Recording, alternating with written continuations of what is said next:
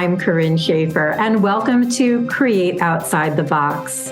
In this episode, I will be speaking with guitarist Vinny Kyne about how he fell in love with bluegrass music, his role as a facilitator, and why harmony is so important. If you're interested in watching our conversation, please visit our Creative Operations YouTube channel under the playlist Create Outside the Box.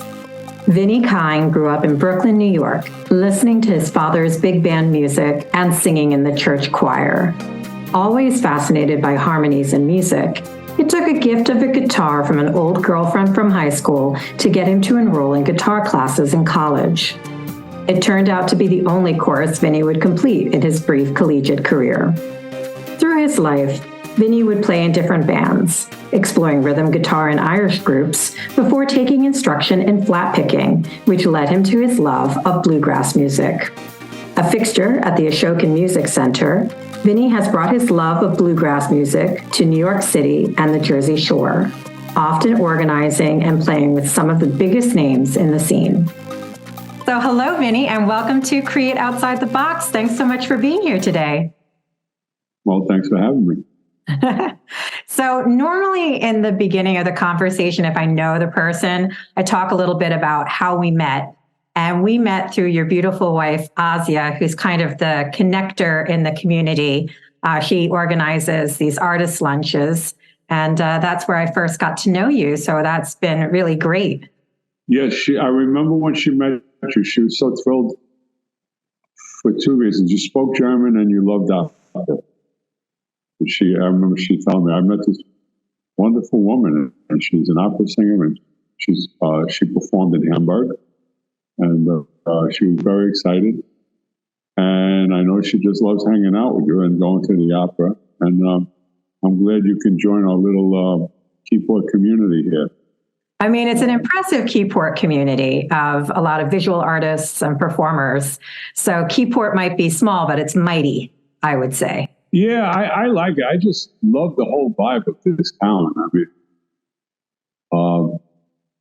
soon I'll wake up in the morning and put on a pair of shorts and a pair of sandals and just go walk my dog by the water. And it's so laid back, and the pace is so perfect. I mean, a lot of great things here, but it's not overwhelming, at least not yet. My fear is it might become. Yeah, because with the proximity to New York City and the beautiful water views. But speaking of the approximation of being close to New York City, where I know you perform often, and I know you were born and bred in Brooklyn, I wanted to know, like, what was your first introduction to music? What kind of music did you grow up listening to? Well, I was weaned on big band music. Glenn Miller, Tommy Dorsey, all of that. My father had an incredible collection. I wish I had it. Because when he was growing up before World War II, he would attend all the proms in New York City. He had his own tux. And he always talked to the Rainbow Room. And I can't think if there was a room on top of the Hotel Bassett in Brooklyn Heights. And he went to all these places. As a matter of fact, he got in trouble for pawning my grandfather's gold cufflinks so he could afford to go to a prom one time. Of course, he forgot to get them out of hock, and they sent my grandfather a notice, and there was some issues there, I believe. But he loved music, and I think that was my first introduction, even though no one in my family can even carry a tune in a paper bag. I mean, they are just musically challenged. Like most white people, they can't even clap to the beat, you know. I mean, which I got in trouble for in Sonny's. I didn't know they put a mic up over the stage where we were performing. Oh, gosh, you said that? Yeah, people were clapping, you know. It's like, I've decided to put it right out in the open. I make a public service announcement if they clap. Please, if you're white, do not clap, because it never ends well. You know, you start out very enthusiastic, you lose the beat, and then you just stop. So why bother? You know, the tune of the owner always gives me a look. But now when people start clapping, everybody looks at me and starts laughing. So that was probably my first introduction to music. But music is it's such a primal thing. I mean, you got to think it's one of the first expressions that mankind ever had, even maybe before language, who knows? Yeah. And the only sort of, if you want to call it talent or ability that I think I have is I think I understand the power of music, because the power of music is undeniable and it's strong. I mean, you're talking about something that can transform, transcend, and transport you. And I think everybody knows it, but people tend to either ignore it or forget it. Or take it for granted. Yeah. But it's something to me that's just it's primal to me. After my kids were grown a bit, after I stopped coaching every sport under the sun in Middletown, I started going out to Irish sessions. And it was a real eye-opener, because it made me understand how powerful music is.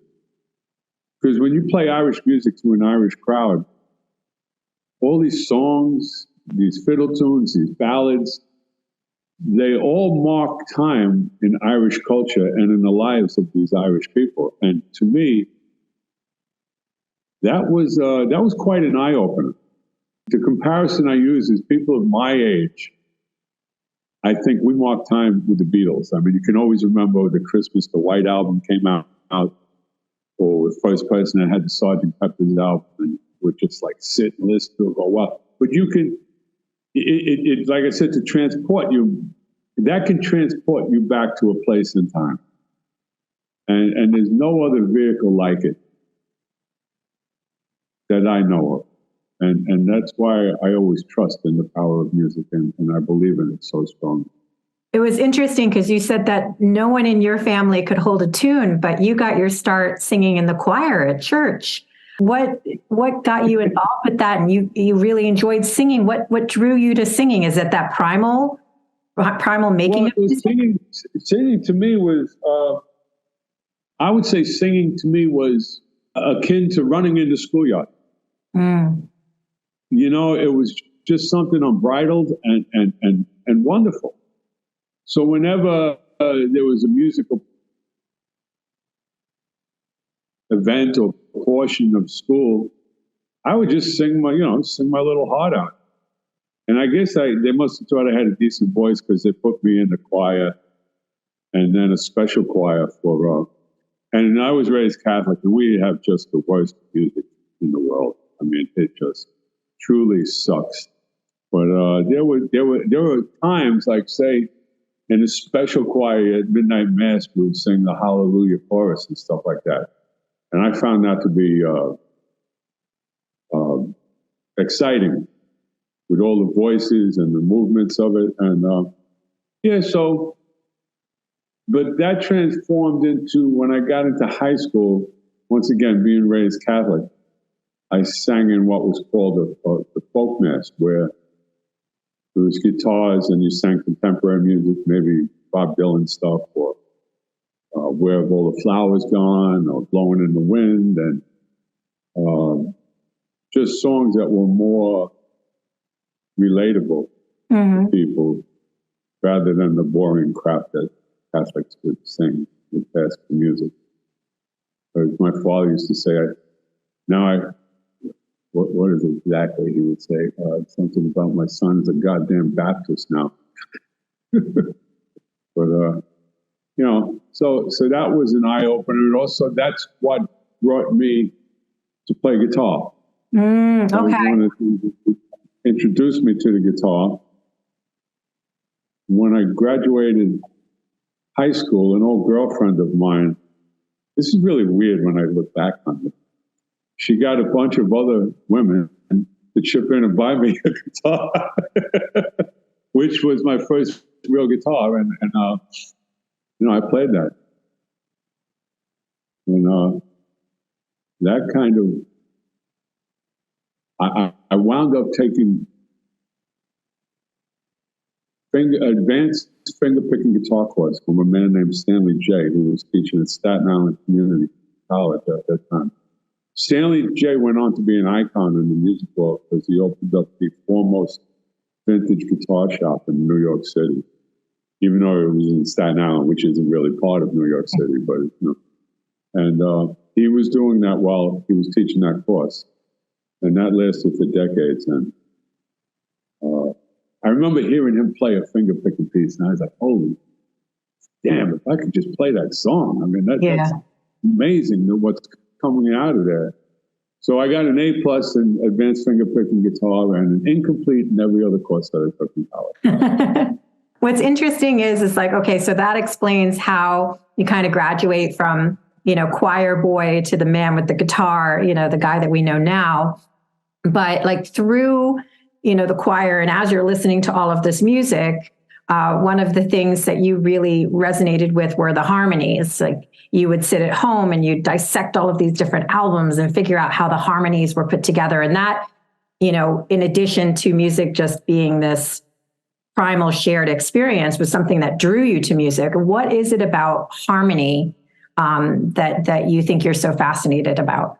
Since I did not grow up as a musician at all, I was more of a jock in high school until I discovered sex, drugs, and rock and roll. Then that kind of went out the window.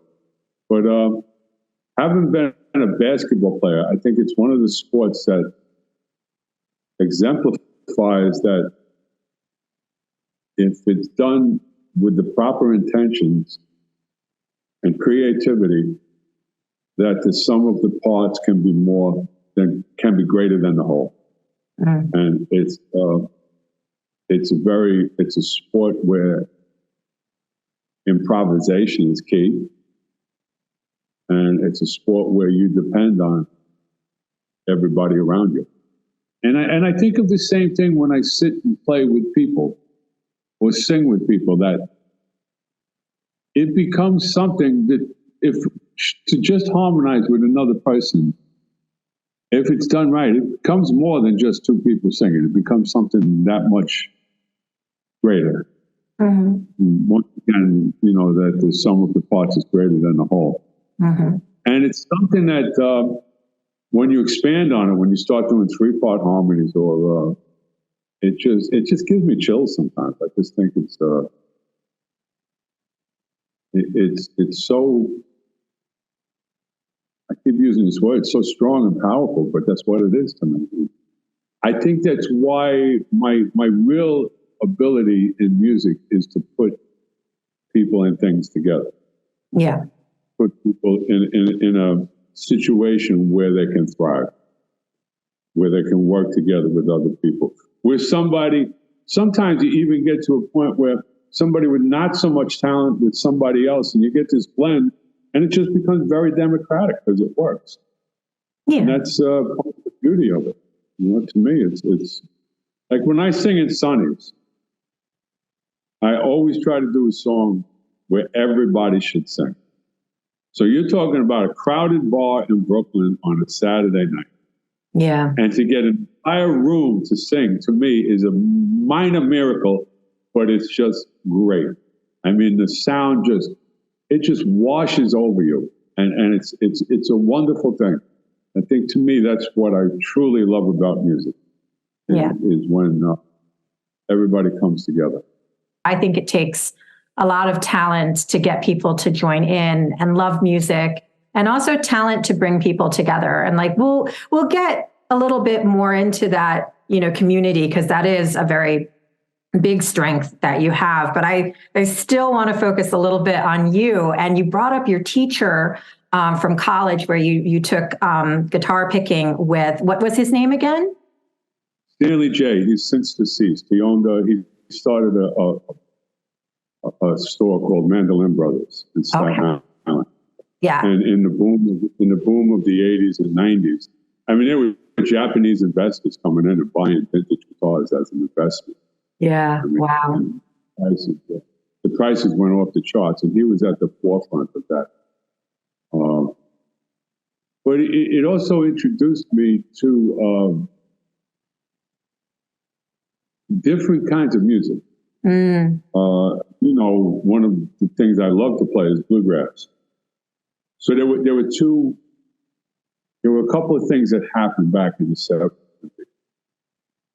So I'm learning how to play guitar, and this guy, David Bromberg, who was performing his last concert in New York City on June 10th, because he can no longer play. He doesn't have the chops. He has some sort of debilitating condition. He did an album with members of the Grateful Dead, which I had, stumbled across while I was doing drugs and stuff like that. But and I always contend that the Grateful Dead were a folk group, an Americana group on drugs with electric guitars. If you go through their repertoire, they were much different than the folk group. But so he put out that album. I was listening to the Grateful Dead, but it was in 1973 that the Nitty Gritty Dirt Band put out an album called "For the Cycle Be Unbroken," where they got some of the most celebrated bluegrass icons to play on that album, and that it blew my socks off to listen to Doc Watson and Byron Berlin and these people I had never heard of who played this music that just well, you know how it is. Music either speaks to you or it doesn't, and that shouted out and going, here it is. And so I continued to play that. I didn't play much with my kids growing up with. And the thing about bluegrass that I love too, it's a very democratic form of music. The genre invites you to just sing, or if you know 3 chords on a guitar. I mean, there'll be times in Sunday somebody will just say, "Hey, can I play a song with you guys?" And sure, what key? G, C, D. 3 basic chords that everybody learns. The next thing you know, that person is up on stage singing a song. And part of the joy is to watch that person do that, because sometimes they may have never done it. Yeah. And I always say to people that when you learn to play, first what is it they say? 10,000 hours to achieve excellence. If you break that down, 10,000 hours is 5 years of a full-time job. Yeah. 40 hours a week, 50 weeks a year. So I said, well, you need to achieve excellence in playing your guitar. And they go, okay, well, 5 years, that should be pretty good. Well, then you need to achieve excellence with playing guitar with other people. So there's another 5 years of your life. And they go, okay, well, I said, then you need to achieve the status where you can play your guitar in front of people, because that's a totally different animal. And then you need to achieve the place where you can play guitar with people in front of people. Because it's all different. It is. So it takes literally decades to become. I'm always amazed at these young musicians who just show up and they're great. I don't know how they do it. I mean, obviously they started at an early age, I hope, but that would make me feel better. But to see people have that kind of understanding of the music and love of the music in their early 20s or even earlier. There's a woman, she is a woman now, I think she's 17 or 18. There's Little Nora Brown was her name. She's a banjo player out of Park Slope. And I was up in Ashokan with one of my friends, and we were sitting there playing, and this young girl, she was 12 at the time, sat down with a banjo, and I was like, "Oh, would you like to play with us, little girl?" And then she started playing, and I was like, "Oh, who is this?" Wow. So, but she, at 12 years old, she was channeling Appalachian banjo music, which is a very obscure genre. I mean, it's just who in Park Slope or Brooklyn knows that? But she's continued on. She plays guitar now. She headlines festivals. But to see that at such a young age, it just makes me believe in reincarnation or something, because it's impossible to achieve that knowledge in the short time that she had on this earth.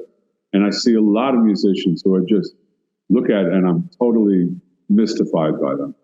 Because I mean, I know they put in the hard work, but there's something that drives it, or something that embellishes it for them. And I think it's some sort of mystical thing, really. Yeah.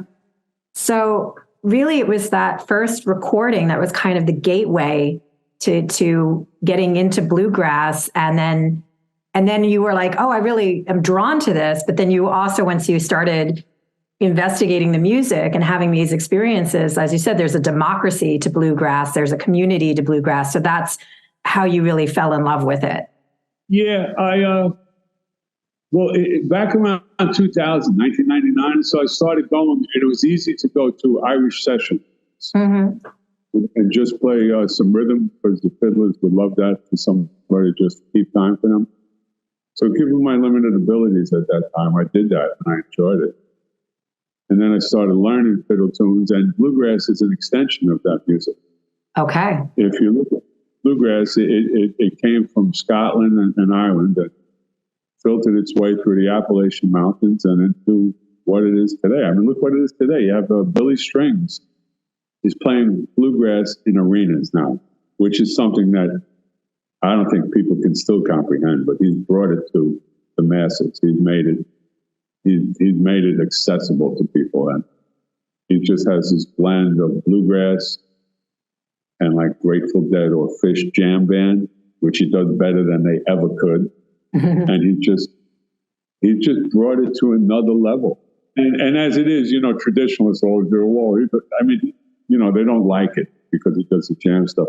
But he's paid respect to every artist and every part of bluegrass. He's mastered it all, and he's just gone beyond. Yeah. And, some people don't like change, but that's that. Well, change is inevitable. Yeah. And this all happened. You were saying, there was a period of your life where you were literally like carpooling your kids to every sporting event known to man. And so you were busy with that. But then when your kids got older, then you could invest and go to these, jam sessions. You did the Irish rhythm guitar. Is that when you started to take things a little bit more seriously and performing more often? I guess it was 2015, I'm going to say. I went to guitar camp in the Shelton Music Center. And like I tell Jay Unger, who runs the center, who founded it, and Jay is just an iconic musician who's done it all over the world. He's just, can't say enough about the man. And his wife, Molly Mason, they founded this place. I mean, I got there and I couldn't improvise. The way I put it was, there was a time when Chevy Chase was supposed to take over the Tonight Show, and Johnny Carson said of him, the man couldn't improvise a fart in a beanie contest. And that's the way I felt when I got to Ashoka. Like, people were improvising and playing and jamming, and I just truly and absolutely sucked. There was no getting around it. I mean, I could play things rote. Like, I could play a fiddle tune rote because I learned it note for note. I couldn't alter it or change it. And so that's when I started learning much more. I mean, I didn't even know scales at that point. I left notes out of the diatonic major scale. I didn't play them all. I go, oh, that note's in there too. I mean, that's a nice note. I like that. I think I'll use that. And since then I've tried to learn more, if only out of the respect for the music, for the genre, and other musicians. The way I put it, I think I put it once that since I played some high school basketball, I was well coached, even though I didn't listen to people. I mean, I ignored the advice of some of the best coaches in the country. One of them happened down the block from me. But I always knew where to go to be, to contribute to the game. Even if I wasn't scoring the basketball, there's other things that you can do. You can set picks, you can move down, you can play defense. And all of that is as valuable as the people who score, because it allows them to flourish. And I always said I would like to be as adept at music as I am in that, where I could just contribute in some small manner. And I think now, if you look behind me, there's a stand-up bass. Yep. I think that might be the way it is, because it's very fundamental, but to play it, you don't have to be fancy, but it's such an essential part of the music that I think that's where I'm going to start directing my attention to. You're talking about the Ashokan Music Festival and that you were, learning how to improvise, and that really connected you to a community and also helped you level up your performing and how you contributed. I just wondered, how did you hear about the festival in the first place? And can you talk a little bit more about what they do at that festival? Well, it's not a festival. It's a center. Mm-hmm. It's called the Ashokan Music Center. But it's so much more than just music. It teaches music. It teaches the environment. It's on 385 acres of pristine land upstate. Matter of fact, there's a story about that. Jay and his wife used to rent. They used to lease the land a couple of weekends a year for workshops. They would have an Irish workshop and fiddles and also Western Swing Week. The property was really ramshackle. I mean, there was a rope bridge you had to walk over to get to the building, and the buildings were falling apart. And the rope bridge, I mean, try humping a bass over a rope bridge, you know what I mean? So, but they did it for years, and it was, people talk about it, that the old timers up there. So that property was owned by the State University of New York at New Paltz. So Jay and his wife, Molly, were walking through town, and there's a paper that has a headline saying that a logging company is going to buy that land. And Jay said, fuck this. Now you got to see Jay. He's this tiny little guy, smart as a whip. And just, how does he say? Jay describes himself as a Jewish guy from the Bronx who likes to play Scottish jazz. So Jay, mostly everybody in this country has probably heard Jay play fiddle, but they just don't know it. For instance, he's scored many movies, Legends of the Fall, a few others. He wrote the music for Rick Burns' Civil War documentary. Okay. And a few other documentaries that Rick Burns did. But for the Civil War documentary, he wrote a tune called Ashokan Farewell, which has gone on to become this iconic tune in bluegrass, folk, and Celtic circles. It's just a beautiful tune. A little while before they saw this headline, Jay and Molly were playing at a Civil War reenactment that then Governor Pataki attended. And they played the song, and Pataki came up to them in tears and said, that's just the most beautiful song I've ever heard. Mm-hmm. And when you finish up, you might want to Google it, because it is. So Jay called, he got in touch with Pataki somehow. He said, I don't know if you remember me, but Pataki said, I remember you. And he gave him all his help to acquire land. They formed a not-for-profit. And even then, it was a struggle. I think it was last year, it was 10 years that they completed. They built a campus of a performance hall, a dining hall, outbuildings, lodging, and they do so much there, environmentally, musically, politically. They have like 6,000 inner city school kids go up. Wow. And they take them around for nature walk. And they've been so successful. And it puts them in such a unique position for performing musicians. They literally live around the corner, like less than a 10-minute drive. But they do all the administrative work. They do all the stuff that you have to do to run a place like that. And it's just such a miracle. I mean, Jay was in the band that I mentioned earlier, the David Bromberg band, along with Andy Statman, who I'm having here at the law. And he's just played with everybody in the world. And this is what he does now. I mean, he could be out on the road. He could be performing at the most prestigious venues. And this is what he does. He shows up with his boots on and a thermal vest, and his fiddle's always nearby. And Molly plays bass and piano and guitar. And the two of them together they're a force. I mean, you meet people in life who they're a force. They're there for a reason, and they're going to do what they do, and they're going to do it well. And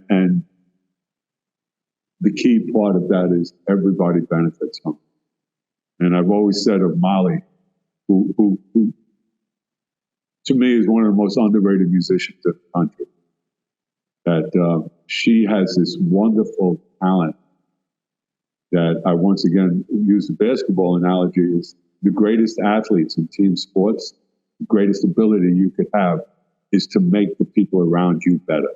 Mm. That's what Molly does. And they give so freely of their time and their talent. I wasn't going to show up for guitar camp one time. Molly said, "Why aren't you coming?" I said, "Well, I'm a little beyond that now. It's a little simplistic sometimes." She said, "Well, that's no problem. I'll sit in the hall and teach you guitar." And she did. Wow. During COVID, it was December of 2020. Nobody had played together for ages. And I think, so they were renting the lodging up there. Because people would go up and just go cross-country skiing or whatever. So we rented rooms up there and we took over the performance hall. And it was just great. And we've done it now, I think, 5 or 6 different times. And the past couple of times, one of my friends, Claudia, she's a wonderful fiddler from Brooklyn. She was just so thrilled that she was sitting next to Jay Unger playing fiddle. You could see it on her face, And then my friend Kevin, who was one of the best flat pickers in New York City, guitar players, was in the middle of a song when he stopped. He looked at Molly and he said, "I learned this from your record." And then his girlfriend says to Molly, last time we were up there, "I'm going to do this song by Iris DeMent called Let the Mystery Be. Do you know it?" And Molly says, "I was the bass player on the recording." But so this is the stature of these musicians. They're amazing. Yeah. So the 3 times we went up there, they came for dinner the last night and never left. I was in bed and they were still playing with everybody. They do it because they love it. Yeah. And they love it whether they're playing with us in a room in Ashokan or they're playing on stage. You can look at clips of the transatlantic sessions of 1996 where Jay and Molly put together the best bluegrass, country, and Celtic musicians in the world. Went to a stone hotel on the coast of Scotland with the waves breaking on, and they played. And Molly just ripping it up on bass, and there's Jay playing fiddle, and sitting next to him is Emmylou Harris singing. But to them, you just know when they play with you, they're doing it because they love it. And they make everybody around them better. And they're such wonderful people. And the place is so unique. There's no place like it in the world. How did you connect with them? How did you find out about this in the first place? I just saw a thing for a guitar camp, and I went. It just kind of snowballed. There was guitar camp. I went guitar camp one year, guitar camp again. And then I started going, after my wife died, I started going up there, a lot. Like I'd go to Western Swing Week. I would then they started a Bluegrass week, which they blamed me for, the Bluegrass camp. When I first met Ozzy, so we started going out in June. And that year I had been to Ashokan 6 times. I went for New Year's Eve. I went for the Winter Concert Series. I went for Western Swing Week. I went for Bluegrass Camp, Guitar Camp, and the charity dinner. And I forget what I was doing a couple of weeks ago. And there was something going on up there. And I stayed down here. And I was like, what am I doing down here? I always have more fun at a show. It's just one of those places. Yeah. It sounds really magical. And it's funny because you were just looking for a guitar camp. You were looking for some place to improve your skills. And you really hit the jackpot with, the instruction and also the people and the spirit of what they're bringing to music. Besides, the Irish, which again, that historically, now that you've explained it, kind of links into bluegrass music. Are there other genres of music that you're drawn to or that influence you? Well, I would go back once again to David Bromberg and the band that Jay was in, and Andy Statman, and this wonderful horn player who died at the beginning of COVID, Peter Eklund. Just this band could play or do anything, and they just played all this music that I loved. Bromberg was a master of the old time blues players, the acoustic players, play electric blues, slide, played Celtic music, played bluegrass, played contemporary music, and he was such a wonderful entertainer. I sat down at Ashoka one time, and I was sitting with Jay Unger and Peter Eklund, and I was like, holy shit. I said, I took more women to see you guys at the bottom line than I took to the movies at Davis. I would always go see them when they played there. I mean, Jay was from the Bronx. Andy Statman was from Brooklyn. Bromberg was from Tarrytown in Westchester. I mean, these were local guys who just developed their craft and who all met back in Washington Square Park in the 60s, in the early 60s. And that's another thing. The instructors were people you would go like, oh my God, don't tell me like Beppe Gambetto is going to be an instructor. Beppe Gambetto is one of the greatest flat pickers in the world. He happens to be Italian. He's this giant of a man, who's a wonderful guitar player and just a natural comedian. But, you study with these people who you've read about, and you're in camp with them. I mean, the last Bluegrass camp, Grant Gordy was the instructor who's played at the Loft. He played here subsequently. And he's just was on the cover of Acoustic Guitar Magazine and Jazz Guitar Magazine. And he's just Grant at camp, and he's teaching them. And the caliber of instructors, to me, are just mind-blowing. I mean, they're not names that would be, well known in mainstream culture, but to me, they're like gods. I mean, you see and hear these people, and you just, and once again, the people they have just love music. That's why they're there. Yeah, and it's very contagious. I think that they probably understand the power of music more than I do. And they just use like I said, their time and talent. They give of it so freely. And it's just wonderful. And not only music up there, I mean, I'm going to Western Swing Week again. They give swing dance lessons, which Ozzy and I took. Oh, fun. Which was wasn't that fun because it's kind of a waste. I needed a new knee at the time. So an Irish guy with a bad knee trying to dance with a German woman, well, do the math, you know what I mean? It wasn't really, but it's just, it all comes together. And at Western Swing Week, they'll be playing music in a pavilion down by the lake all night long. And it's like a tag team wrestling match. Like one great guitar player will leave the stage and another one will come on and one drummer will go. And it's just, you just watch this parade of marvelous musicians, one after another. They all know what to do. They all know how to interact with each other, and it's just a wonderful live experience. And we went to Western Swing with the boys, Ozzy and I, and we had an Airbnb across the lake when we would leave the campus and drive out on the road and go. And when we got to the Airbnb, I could still hear the music coming across the lake. Oh, that's great. You should go up there sometime.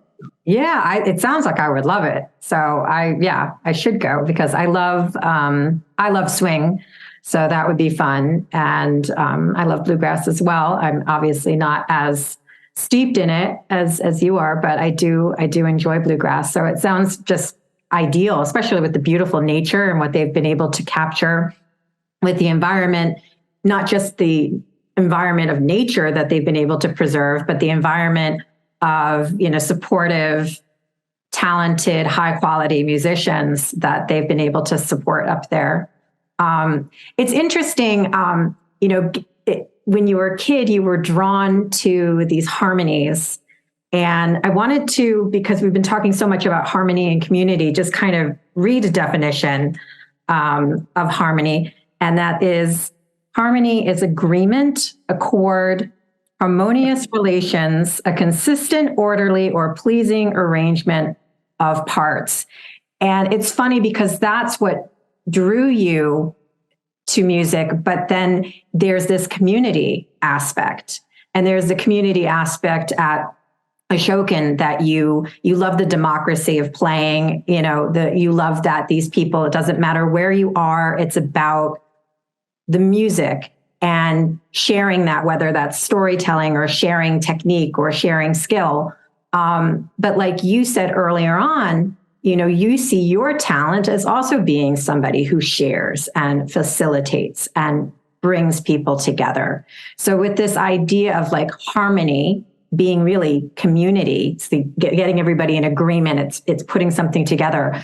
Why is this community, the community that you create, the community that's created at Ashokan, why is that so important?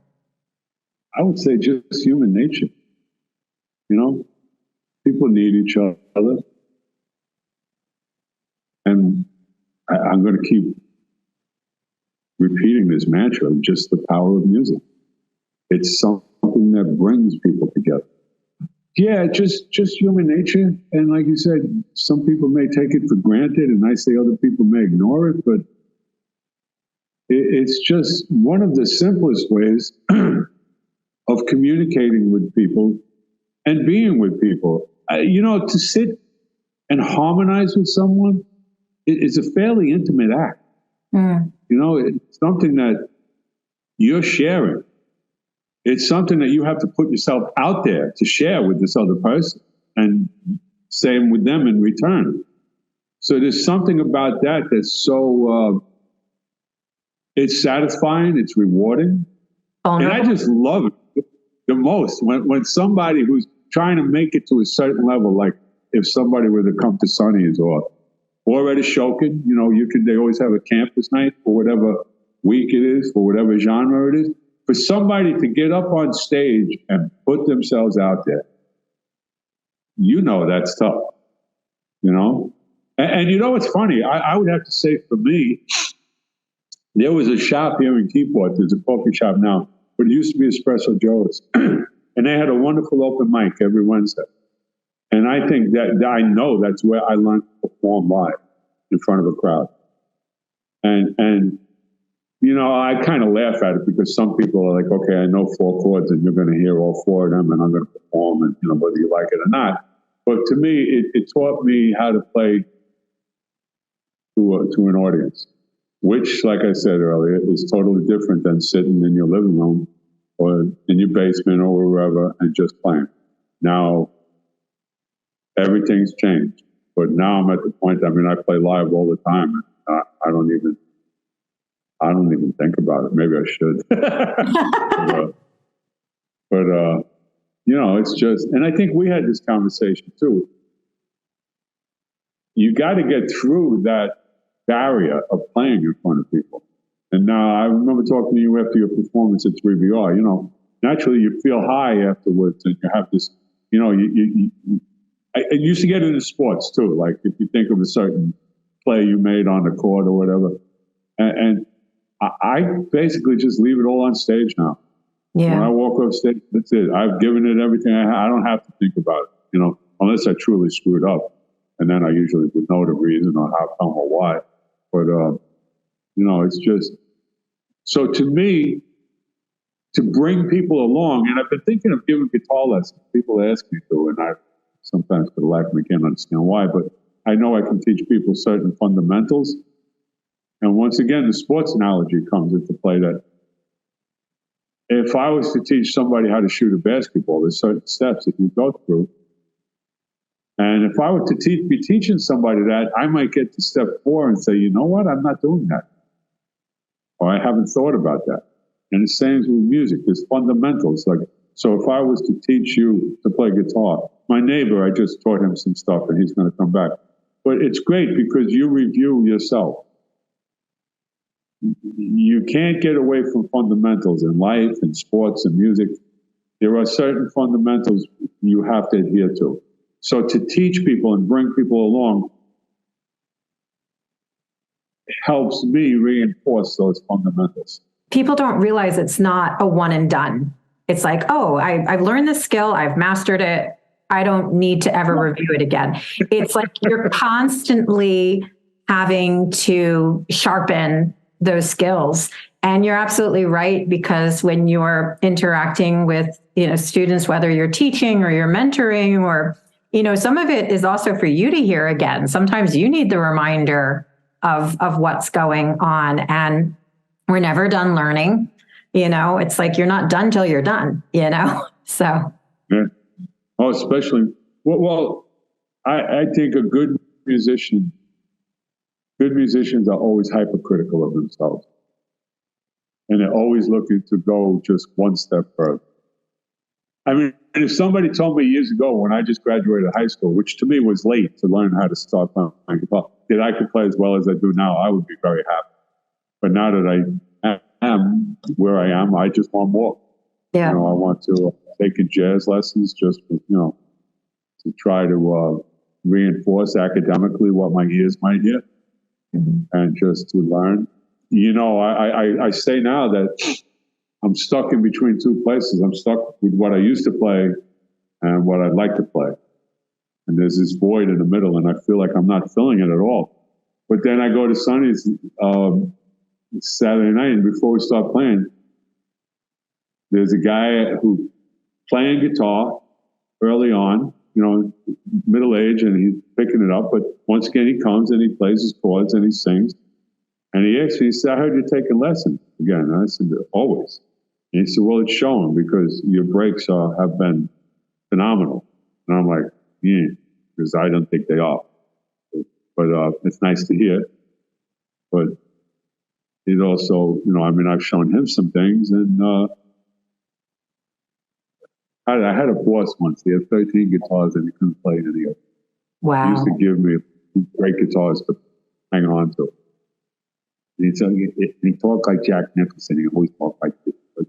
How do you play this thing? It's so hard. I mean, I go from a G chord to a C chord. I said, Bobby, it's always hard. It's supposed to be hard. If not, every asshole in the world would be playing a musical instrument.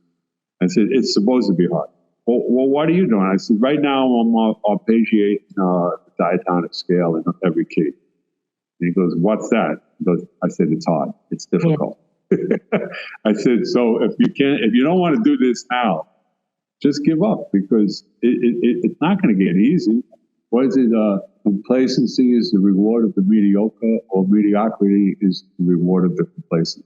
Yeah. One or the other. I forget. Either way, you get the idea. Either way, yeah.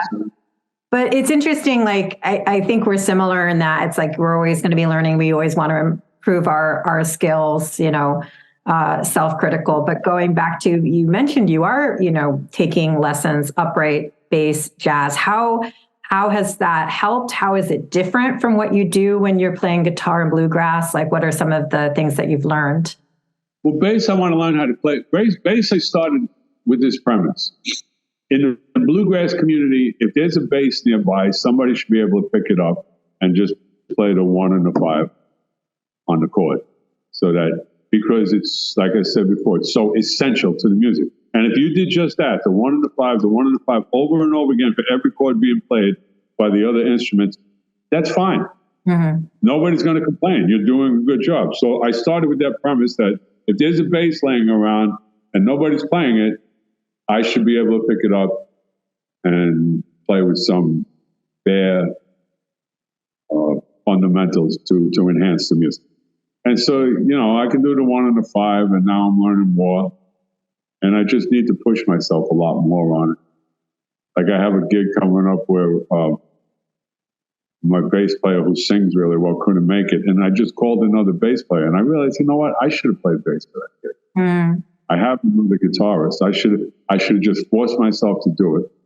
But and the jazz, if you listen to bluegrass music, it's like, when you drive a car with good bluegrass music on, like Foggy Mountain Breakdown, it's something like Bonnie and Clyde. That's what Foggy Mountain Breakdown is. there's this movement to it. There's this drive. There's this energy, and there's an energy to jazz rhythm guitar, a movement that I love. You know, where you're playing a chord on every beat or every other beat, and those chords are all somehow connected. I'm trying to learn how, and it creates a movement, and that's what music is. Not only the tones and the notes, but there has to be a certain movement to it. It's almost beyond rhythm too. It's something sort of driving force there, and so that's what I would hope to learn from jazz guitar lessons. But now I'm just kind of befuddled. But once again, my teacher says I'm doing well, but I think I'm just confused right now. Yeah, success isn't linear. You know, it's like anything, we think it's going to be this like, okay, forward movement, and it's more like zigzagging. And that's what you're feeling. It's like you feel that, and other people are seeing the progress. So you just have to kind of trust in the process and trust that you are moving forward, even if you feel like it's 2 steps forward and 1 step back. More like 1 step forward, 2 steps back. But yeah, I know. I played with some friends in the city a couple of weeks ago, and I was saying that, and one of my friends, Kevin, who I mentioned before, really good. He said, it's a journey. I said, well, I kind of drove off the road. I'm stuck in a pothole at this time. Or a flat tire. I need to change the tire, whatever. But what is it? Einstein said, if you can't explain it simply, then it's probably not a good idea. So I kind of, if I'm feeling befuddled, I just try to break it down to simplest component, which isn't hard for me because I'm not far beyond the simple. But I remember in the 1970s, ABC had this show called The Midnight Special, where they had all the popular music groups of the era playing live on TV. And I can't remember who the band was, but it was all the band screaming guitars or horns. And I mean, it was okay. And then all of a sudden, Emmylou Harris came on with just a guitar and sang a song. And that was the highlight of the evening. Wow. Everything just stripped away, right down to the bare essentials. And that's the way I like to operate musically. Because, well, if a song doesn't play out with just an acoustic guitar and a voice, probably not a good song. That makes sense. I had a director that I worked with once who said, if the show doesn't work in a room run, meaning you're just in a big room, you don't have the major props, you don't have major sets, you don't have like the spectacular costumes. If it doesn't work in the room run, it doesn't work, because all the other things are distractions. Just bells and whistles. Exactly. So I agree. It's ornamentation, yes. I mean, I'll drive to Brooklyn, and I have 2 friends. I go to my friend Leslie. She's a professor in Smith University up in Massachusetts. She's on sabbatical. She's spending some time in the city. My friend Claudia lives in Brooklyn. We'll get together on a weekday and just do vocal arranging. Nice. I just love it. I mean, it's just, because once you nail that, you can do anything. If you just do it with an acoustic guitar, that's fine. But now, I'll play acoustic guitar or bass, and Leslie's a wonderful mandolin player, and Claudia is a spectacular fiddler. So you can just add those things on once you nail those essentials. But to me, to do that is just a wonderful day. It's just, I can leave a place like that or other places like Sunny that everybody's saying just the stuff ringing in my ears. And I just like it. I'm always trying to think of combinations of things that would work. Well, I want to get to that because, the main themes are community and harmony, and you've been able to, and I'd like to know partly how. I mean, you've connected, with some of the biggest names in the bluegrass scene and put together, concerts, whether it's in the Loft or in New York or in Sunny's. So I guess my question is how did you make all of these connections and bring these people together? And also what are some of the highlights of some of the people that you've gotten to work with, some of the big names? I don't look at it as working with the big names. I mean, part of the allure of bluegrass to me is, as I've said, it's such a democratic genre. If you go to a bluegrass festival, there's always things. I mean, it's evolving somewhat now, but the musicians are just people in the audience. When they're done playing, most festivals will have what they call a master class, where somebody like Brian Sutton or even Billy String, but he's a little maybe off the charts now. Doc Watson would go to a tent and give what was a combination of an interview and a performance, where they talk about their music and show you what they're doing. It's just so open. There's no special effects. I mean, it's the music. And once again, like I spoke about Jay and Molly, the people that I've been lucky enough to pay, because that's another thing. I mean, I'm paying these. One of the things I love to do for musicians of the caliber that I've been lucky enough to get for the music festival or to play at Oz's Old Art Gallery or the Loft is to make it easy for them. I'll go to Brooklyn, pick them up, take them to dinner, have them play and pay them. Because without the love of music, the profession kind of sucks. Yeah. I mean, think about it. You must love the music. And I appreciate this so much in these people. I'll make it as easy as I can for them to perform, because to me, that's what God put them on the earth for, to perform, to make people happy. So when I have people here, and I've been really fortunate, Alex Hargrave played it. He's now Billy String's fiddler. Grant Gordy, who's been on the cover of multiple magazines. Bobby Hawke, who plays for Taylor Swift. Jacob Jolliffe, who's just a genius. I mean, these people played, and they lit this place up. Yeah. I just love when people I run into a week later, or I see a video up on YouTube, and just know how much people appreciate it. See, this concert I have coming up, Andy Statman. Oh my God! I mean, if there was a Mount Rushmore of mandolin players, he would be right up there with David Grisman, John Reichman, Mike Marshall. I mean, there would just be, and to me, to have Andy Statman play here is like, I know that when, like, one of the best guitar players I played with, Jim Willis, after he saw Grant Gordy, it was like an epiphany. He said, I was in a rut, saw that man play, and he hasn't stopped since he left here. And every day I get something that he's working on, or I get to play with him. So the analogy I'm trying to make is, a guy like Jim will sit in the audience and watch Grant and say, boy, I wish I could play like him. Grant and people like Jake Jolliffe will look at Andy Statman. They grew up in Andy Statman going, boy, I wish I could play like that guy. That's how good he is. And he's such an interesting character, because David Bromberg introduced him one time back in the 70s, and he said, on mandolin, we have Andy Statman. And if you drained all the music out of Andy Statman, what would be left could fit in a thimble. And I thought that was a really nice thing to say, but my wife said, that's not a very nice thing to say about that man. That's to say he's nothing but music. Well, Andy isn't just music, because Andy went back to his faith, and he lives it.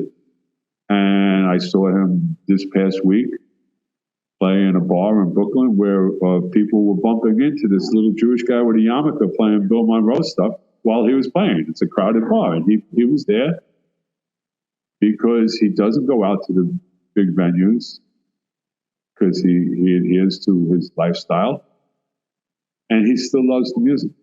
Yeah. And he's so renowned in not just bluegrass, klezmer and jazz. He plays clarinet, and his accomplishments and accolades are, the National Fellowship Award from the National Endowment of Arts, multiple Grammys. I mean, for me to get these, this is funny too, because I saw him play at a house concert in Teaneck. And my friend David said, get him to play at the Loft. I said, no, I can't afford this guy.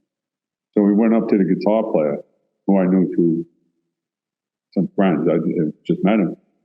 And David said, you guys got to play at his loft. And I said, I can't afford it. And he said, we're not in this for the money. So they will be coming here and playing. The four of them will be playing for much less than one musician of Andy's stature should get for an evening. The four of them will split that money. And they'll be here, and I'm sure it'll be wonderful. I'm sure anybody that comes here will leave here, I don't know if impressed is the right word, but they'll leave here happy. Yeah, well, going back to what you were saying in the beginning, the power of music. So, it's kind of like take me to church, you're going to be, you're going to have an experience of music, which is powerful within community, because it's either the community of the musicians, the community of the audience, and you're sharing that. So that's going to be a shared experience.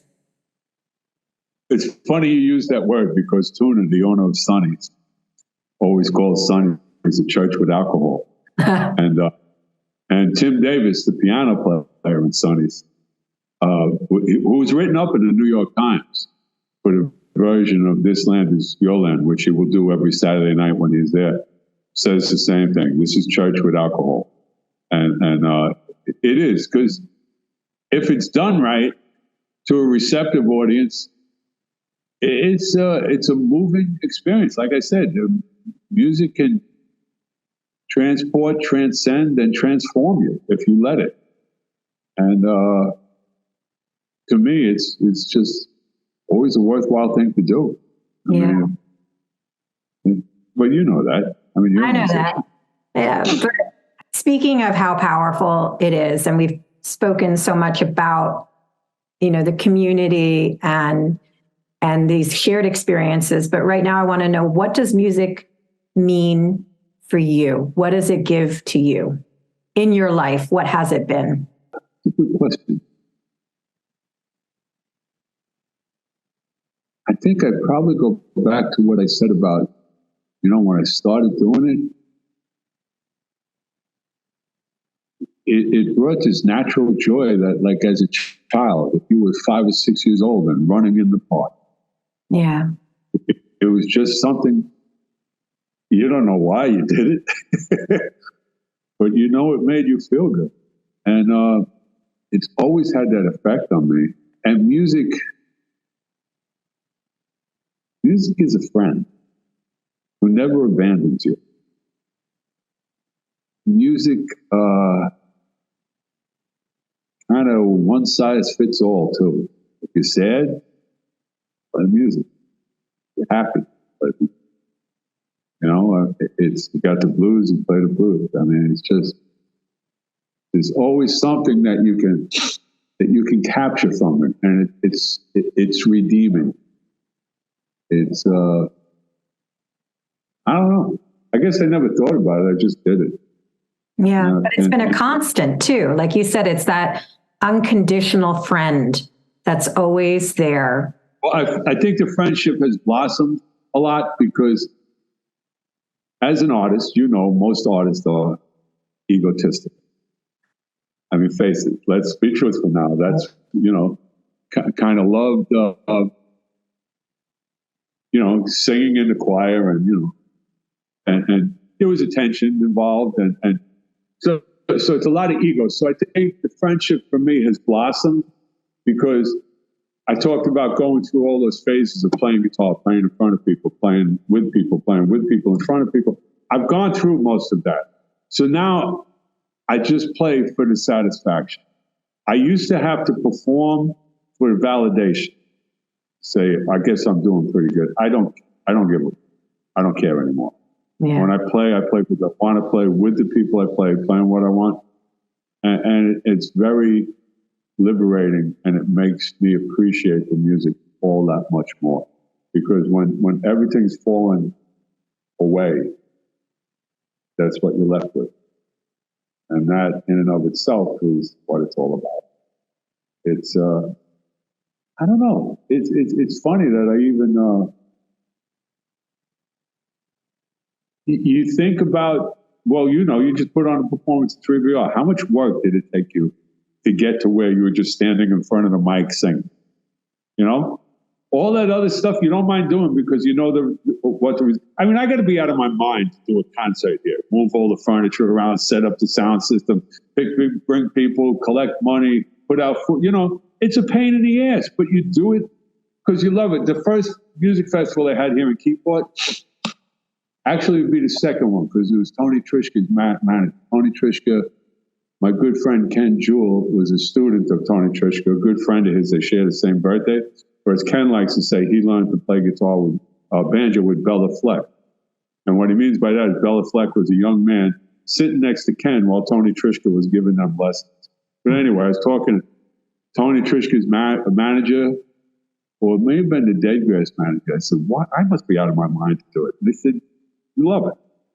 You do it because you love it." And you do. Because there is nothing that could make you go through everything you have to go through to do it. You know, when you look at rewards and balance, you know, I mean, I'll play half the time. I'll give the money to everybody I play with. They don't even know it. I mean, you know, I'll bring the sound system. I don't need the money. I'm fortunate in that regard. And I just love having them there and just having it all come together. And when it all comes together, it's great. Yeah. You know? And if it doesn't, you know, you laugh and you do it the next time, hopefully. Exactly. So speaking of loving to put things together and playing, where can people come and see you perform or see some of the concerts that you put together? I played at 3BR and they want us back. That's probably going to be a monthly thing. It's going to be called the Interstate Bluegrass Band.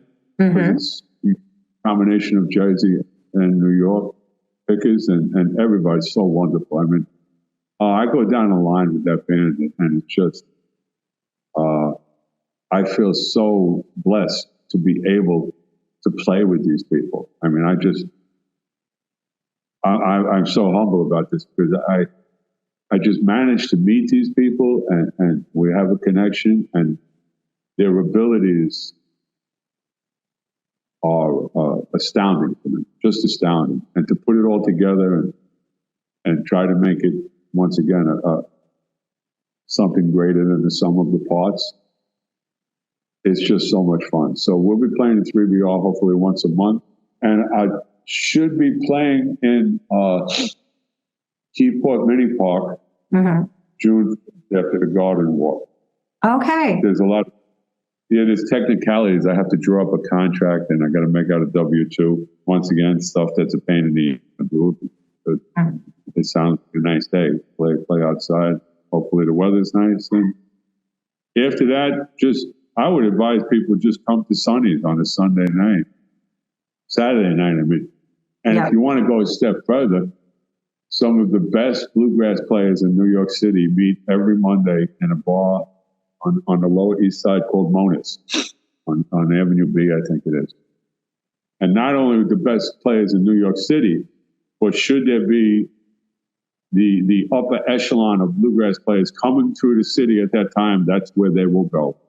And that's where you see these astounding guys just passing around the tip cup. You know, I mean, and once again, they're doing it because they love it. They're doing it because they have to. They're compelled to do it. There's nothing else, you know. And that in and of itself is a wonderful quality. You know, I mean, you wake up, you got to play. I mean, and some of these people, I mean, you see them. Once again, I mentioned Alex Hargrave, who's had Alex here. Oh, God. And had Ross Martin here. There's somebody I didn't mention. Ross is just this aw shucks kind of guy who grew up in Texas, you know. But you give him a guitar and he's like a stone cold assassin once he has a guitar. He played with Grant, and Ross played with Jacob Jolliffe and Bobby Hawke when they were here. And Ross played with Bobby Hawke by himself. And just some incredible people just have passed through there. And they're not only incredible musicians, they're just really great people. Here's an example I always use too. The last music festival in Keyport, which was such an incredibly unexpected success. I mean, we had over 5,000 people there. Wow. And the day before the music festival, my friend sent me a clip of this guy, Chris LeQuette, who lives in Brooklyn, and he plays in a band called Frank Sullivan and the Dirty Kitchen, which had been the IBMA, the International Bluegrass Music Association, instrumentalist band of the year, 2 years running. And he was playing at a festival called Grey Foxes, the biggest festival on the East Coast. Billy Strings sat in with their band, and he was then, at that time, like the king of the hill. So you see this band, this cut of them doing a song called Take This Hammer. And I watched it, and the next day I sent it to everybody I knew, because when you watch the dynamics of this song, I should send it to you. So it's Billy Strings, who's king of the hill now, top guitarist in the world of bluegrass, sitting in with Chris's band, which is a spectacular band. So you see Billy Strings takes a break, and Chris is just kind of looking at him. You know? Then Chris takes a break, and Chris is starting to play, and Chris can play. I had him as an instructor up in New York. He lives in Brooklyn. I've seen him around Brooklyn. He plays at Mona's every Monday night. He's in town. You see Billy Strings just kind of looking like this, you know? So the dynamics of it was Chris finishes one solo, and he just like, his last note was boom, just an emphatic, like, there you go, you know?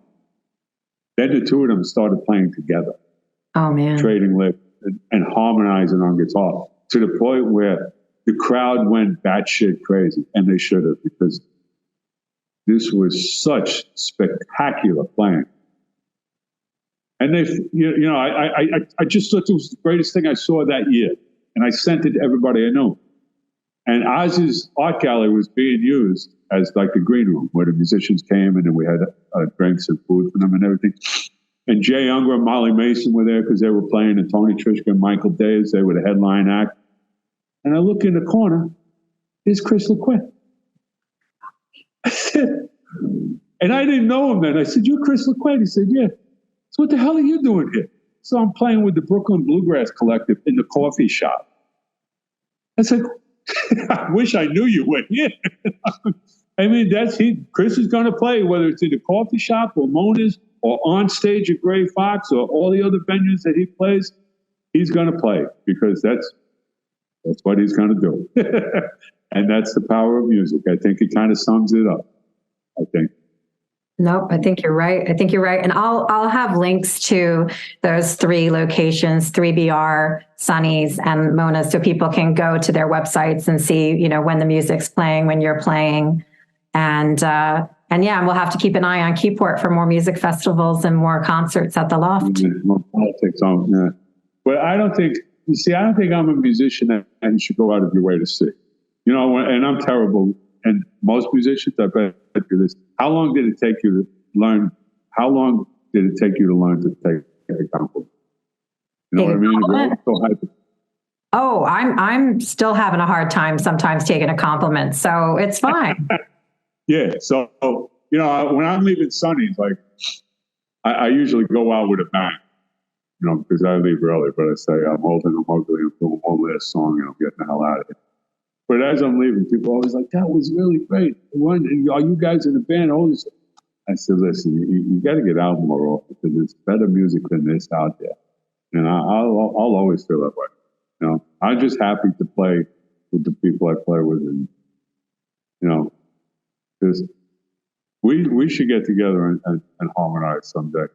I think that would be fun. I think that would be really fun. I want to say, though, you are the company you keep. There's a reason why all of these cool cats my mother used to tell me that all the time, and that wasn't a good thing.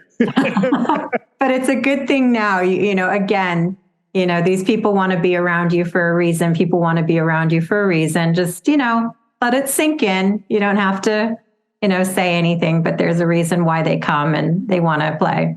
So I just want to say a big thank you, Vinny, for coming on and talking to me today. And thank you for sharing so much. I really appreciate it. Well, I hope it's worth your while. I think it's going to be worth a lot of people's while. Thank you so much. Thank you for joining us for this episode of Create Outside the Box. Please subscribe, rate, and share our podcast. You can listen to Create Outside the Box on Spotify, Buzzsprout, Apple Podcasts, and iHeartRadio. Check us out on our Creative Operations YouTube channel, where you can subscribe to watch our interviews. You can find and follow Creative Operations on our Facebook page and on Instagram at @CO_Creative Operations. For more information about Creative Operations, please visit www.creative-operations.org.